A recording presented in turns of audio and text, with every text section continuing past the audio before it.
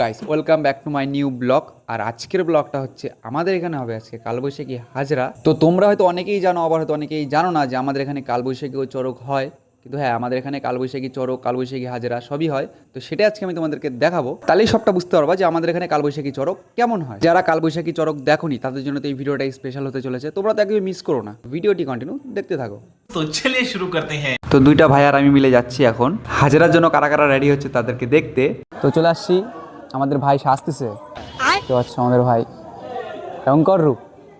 এখানে এসে একজনকে দেখলাম যে সাজতেছে, আর এর সাজা কিন্তু এখনো কমপ্লিট হয়নি, এখনো বহুত কাজ বাকি আছে। তো এখন ধরলো কেবল চুল, যেহেতু এখনো বহুত কাজ বাকি আছে। তো এখনো ফুল রেডি হয়নি, হচ্ছে ধীরে ধীরে। তো রেডি হোক, তারপরে ফাইনাল লুক দেখানো হবে।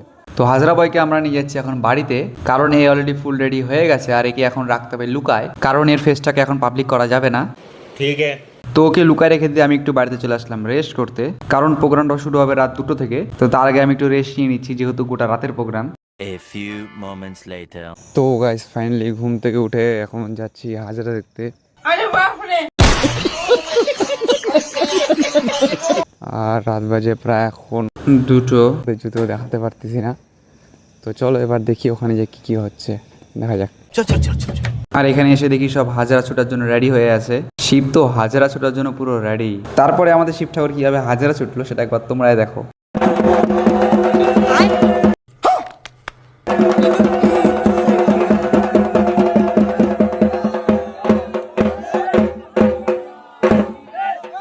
तू समझा? हाँ। नहीं, तू समझा नहीं।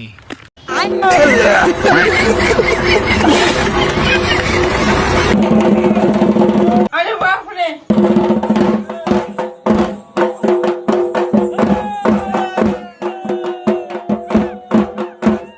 তারপরে একে একে করে সবাইকে ছাড়তেছে।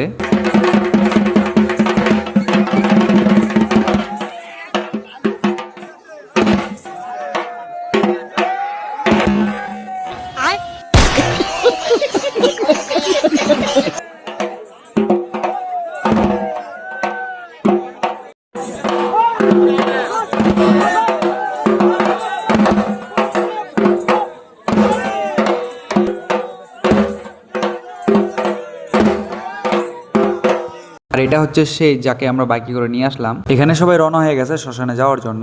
আমাদের ফাইনালি সব হাজার ছাড়া কমপ্লিট, আর এখন আমরা যাচ্ছি শ্মশানে। তো আজকে শ্মশানে কি কি হবে সেটা এখন তোমাদেরকে দেখাবো, এবং এই ভিডিওতে ফুল ভিডিওতে দেখানো হবে যে আজকে আমাদের কালবৈশাখী হাজরাতে কি কি হয়। চলে আসছি আমরা গঙ্গারামপুর শ্মশান। তো শ্মশানে এখন কি কি হবে সেটা তোমরা দেখলে অবাক খাই যাবা। তো এই দৃশ্যটা তোমরা ভালো করে দেখো, যেখানে মানুষ পুরায়, যাকে বলা হয় চিতা, সেখানে বসে থেকে করতেছে পূজা। আর এই জিনিসগুলো আমার কাছে দেখতে খুব ভালো লাগে। বাবা ভোলা মায়েশ্বর ডান্স করতেছে। তবে আমাদের ভোলানাথের ডান্সটা কিন্তু ইউনিক। তোমরা এই ডান্সটাকে হাজারবার প্র্যাকটিস করলেও কিন্তু পারবে না। আচ্ছা,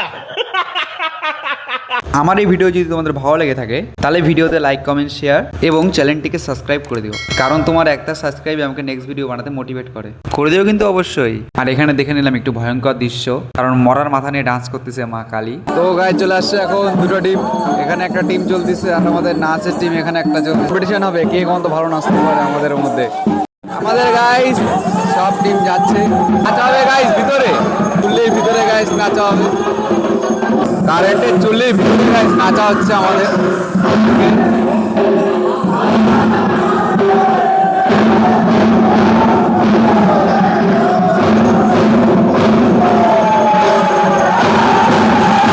তবে গাইস সত্যি কথা বলতে এগুলাতে এনজয় হয় খুব সুন্দর, আর আমাকে এগুলা দেখতে খুবই ভালো লাগে। তবে এগুলা দেখার কষ্ট একটাই যে রাত জায়গা, আর এছাড়া গোটা রাত এনজয়। তো গাইস শ্মশান থেকে এখন আমরা বেরিয়ে আসলাম, কারণ এখানে হচ্ছে টিম ভাগ। তো কে কোথায় যাবে নাচতে এটাই ডিসিশন চলছে। তো ফাইনালি গাইস ডিসিশন হয়ে গেল, শিব ঠাকুর টোটো নিয়ে রওনা হয়ে গেল। কিন্তু এই শিব ঠাকুর আর কি কি যে করবে আমি তো ভাইবেই অবাক। তো গাইস এখন আমরা যাচ্ছি পাড়াতে, কারণ এখন পাড়াতে দেখি কি কি হচ্ছে। আর আমাদের টিম তো যেদিক সেদিক চলে গেল, টিম ভাগাভাগি হয়ে গেল, কোনো ঠিক ঠিকানা নাই কে কোন দিক গেল। তো এখন পাড়াতে ঢুকলাম, দেখা যাক কি হচ্ছে। তো গাইস পাড়াতে ঢুকে দেখে নিলাম ইউনিক দৃশ্য। এই দৃশ্যটা আগে হয়তো তোমরা এইভাবে কোনোদিন দেখোনি।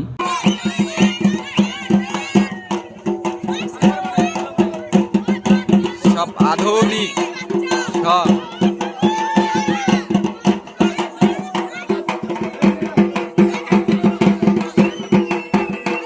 কাঁচা বাঁশের উপর মানুষ শুয়ায় হাজরা দেখাতে আসছে। তবে আমি এই জিনিসটা দেখে একটা জিনিস তো বুঝলাম, এখন এটা যেই কাজটা করতেছে এটা কোনো দামি লোকের খাওয়া নাই, এটা শুধুমাত্র 20 টাকা চুললেই পারবে।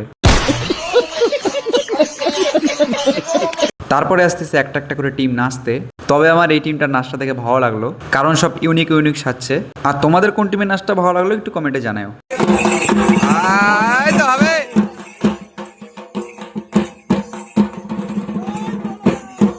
এই ছোট্ট একটু বাচ্চাটাও কিন্তু দারুণ দাও ঘুরাইছে, কিন্তু একটু বিচ্ছু, কারণ নাচতে নাচতেও যে ভয় দেখাচ্ছে আমাদেরকে সেটা তোমরা একবার দেখো কেমন ভয় দেখাচ্ছে।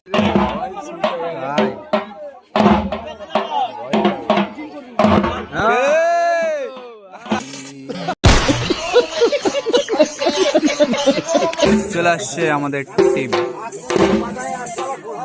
তো ফাইনালি হাজরা ধরা হয়ে গেল কমপ্লিট। আর এখন আসছি আমরা চরক গাছ তুলতে।